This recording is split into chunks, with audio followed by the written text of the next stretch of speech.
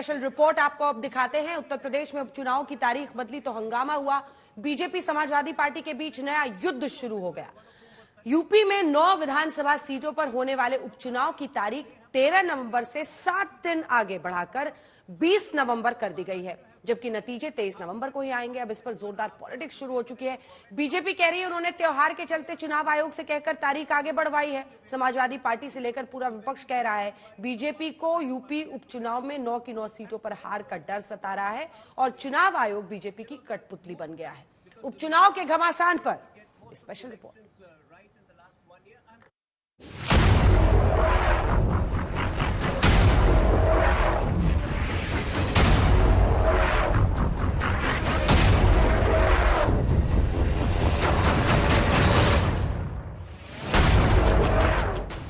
UP में 9 विधानसभा सीटों पर कहने को तो उपचुनाव है, लेकिन उपचुनावों की लड़ाई मुख्य चुनावों की लड़ाई से कमतर नहीं है। इसके पीछे 3 बड़ी वजह हैं। पहली, यूपी में लोकसभा चुनाव के बाद ये पहला चुनाव है और 2024 के लोकसभा चुनाव में जिस तरह से समाजवादी पार्टी ने बीजेपी को मात दी, अब बीजेपी इन चुनावों में साम, दाम, दंड भेद की नीति से जुट गई है। दूसरा, ये यूपी में 2027 में होने वाले विधानसभा चुनाव का सेमीफाइनल है। तीसरी बड़ी वजह सीएम योगी और अखिलेश के बीच ये सीधी टक्कर है, क्योंकि दोनों ही नेता खुद को एक दूसरे से बढ़कर साबित करना चाहते हैं। याद रखना, बटे तो कटे, ये कभी नहीं होने देना है। ये किसी लैब में तैयार हुआ नारा है, तो वो तो नारा आपके लिए लगा रहे हैं। पीडीएफ परिवार के लोग बटना मत। जब हम एक रहेंगे नेक रहेंगे, बातें करेगा बाद में यूपी में उपचुनाव की तारीखों का ऐलान होते हुए 13 नवंबर को वोटिंग के हिसाब से सबने अपनी अपनी तैयारियां शुरू कर दी। अचानक यूपी उपचुनाव की तारीखों में नया ट्विस्ट आया। यूपी में उपचुनाव की बदल गई तारीख।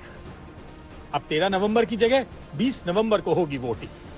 यूपी में 9 विधानसभा सीटों पर 20 नवंबर को होगी वोटिंग। 23 नवंबर को ही आएंगे यूपी उपचुनाव के नतीजे। यूपी उपचुनाव में जीत हासिल करने के लिए अभी तक बीजेपी की तरफ से बटेंगे तो कटेंगे का नारा और जवाब में समाजवादी पार्टी की तरफ से पोस्टर वॉर शुरू हुआ था, जिसमें जुड़ेंगे तो जीतेंगे, न बटेंगे न कटेंगे, पीडीए के संग रहेंगे, न बटेंगे न कटेंगे, 2027 को नफरत करने वाले हटेंगे, हिंदू मुस्लिम एक रहेंगे तो नेक रहेंगे, 9 का संदेश, 27 का जनादेश, पीडीए के अखिलेश, 27 के सत्ताधीश। लेकिन जैसे ही उपचुनाव की तारीख बदली तो पॉलिटिक्स भी बदल गई। अखिलेश यादव ने इसमें लीड लेने की पूरी कोशिश की। उन्होंने सोशल मीडिया प्लेटफॉर्म एक्स पर लिखा, टालेंगे तो और भी बुरा हारेंगे।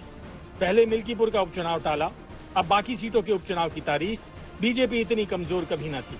दरअसल बात यह है कि उत्तर प्रदेश में महा बेरोजगारी की वजह से जो लोग पूरे देश में काम रोजगार के लिए जाते हैं, वो दिवाली और छठ की छुट्टी लेकर उत्तर प्रदेश आए हुए हैं और उपचुनाव में भाजपा को हराने के लिए वोट डालने वाले थे।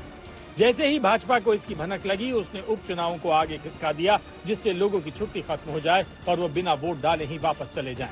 ये भाजपा की पुरानी चाल है, हारेंगे तो टालेंगे।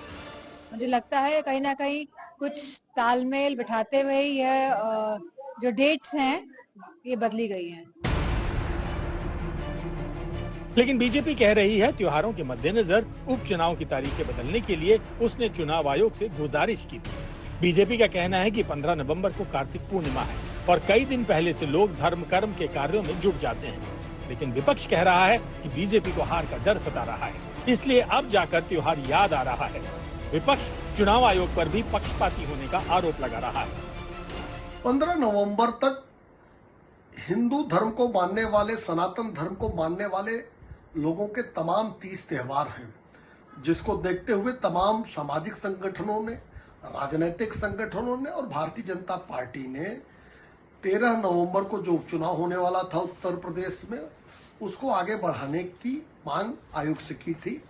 आयोग ने सकारात्मक निर्णय लिया है और 20 नवंबर को उपचुनाव की तिथि निर्धारित की है। तो क्या जब पहले डेट डिसाइड कर रहे थे तब अवकाश का पता नहीं था? त्योहार तो पहले से डिसाइड रहते हैं और चुनाव आयोग पूरी तरह से भारतीय जनता पार्टी का सपोर्ट कर रहा है। उनके मनचाहे हिसाब से चुनाव तय कर रहा है, उनके मनचाहे हिसाब से डेट दे रहा है, उनके मनचाहे हिसाब से अधिकारी सुनिश्चित कर रहा है।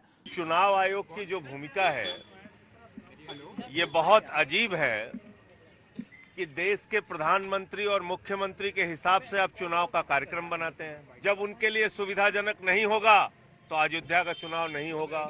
ये चुनाव आयोग पे गंभीर सवाल है। लोकसभा चुनाव के बाद से यूपी में समाजवादी पार्टी का कॉन्फिडेंस हाई है। एक तो पहले से ही मिल्कीपुर विधानसभा सीट पर उपचुनाव का ऐलान नहीं होने से समाजवादी पार्टी बीजेपी पर चढ़ी हुई थी। अब उपचुनाव की तारीख बदलने से उसे और बोलने का मौका मिल गया है। बहुत बड़ा त्योहार है, बड़ा पर्व है, लोग गंगा स्नान के लिए जाते हैं और जिसके कारण से जो धार्मिक लोग हैं वे 3 दिन 4 दिन पहले ही ब्रज घाट पे, शुभ तीर्थ में या अन्य गंगा स्थान पर चले जाते हैं। तो निवेदन मेरा था कि इसको बढ़ाया जाए और बढ़ा करके समय दिया जाए धार्मिक लोगों को।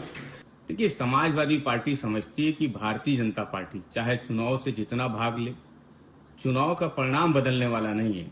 उपचुनाव चाहे 10 की जगह 9 सीट पे हो, 1 सीट पे ना हो, परिणाम बदलने वाला नहीं है। परिणाम वही होने वाला है, भारतीय जनता पार्टी का सूपड़ा पूरी तरह से साफ होने वाला है। उत्तर प्रदेश के उपचुनाव में भारतीय जनता पार्टी 13 तारीख कर ले, 20 तारीख कर ले, 25 तारीख कर ले, चुनाव आयोग को जितना भी दबाव में डाल ले, 9 की 9 सीटें हारेगी। समाजवादी पार्टी कह रही है कि बीजेपी 9 की 9 सीटों पर उपचुनाव हार रही है, इसलिए तारीखों में बदलाव करा रही है। तो बीजेपी कह रही है अब की बार खटाखट फटाफट वाला फॉर्मूला चलने वाला नहीं है। 9 की 9 सीटें भारतीय जनता पार्टी गठबंधन चुनाव जीत रहा है। लोग खटाखट फटाफट के नारे की सच्चाई जान चुके हैं। इंडी गठबंधन पूरी तरह से फेल साबित होगा। इस बार जो भाजपा का नारा है कटोगे बटोगे, वो भी नहीं चलने जा रहा है। चलने जा रहा है तो पीडीए चलने जा रहा है। तभी 9 सीटों पर चुनाव हो रहा है, अयोध्या में चुनाव नहीं हो रहा। भाजपा को पता है कि वो हारने जा रही है। इस उपचुनाव में कांग्रेस ने अपना कोई उम्मीदवार नहीं उतारा है। कांग्रेस पूरी तरह से समाजवादी पार्टी को सपोर्ट कर रही है, जबकि सीएम योगी ने यूपी के उपचुनाव को नाक की लड़ाई बना लिया है। तो क्या उपचुनाव की तारीखें बदलने से उपचुनाव में नया खेल होने वाला है? लखनऊ से समर श्रीवास्तव के साथ आज तक ब्यूरो।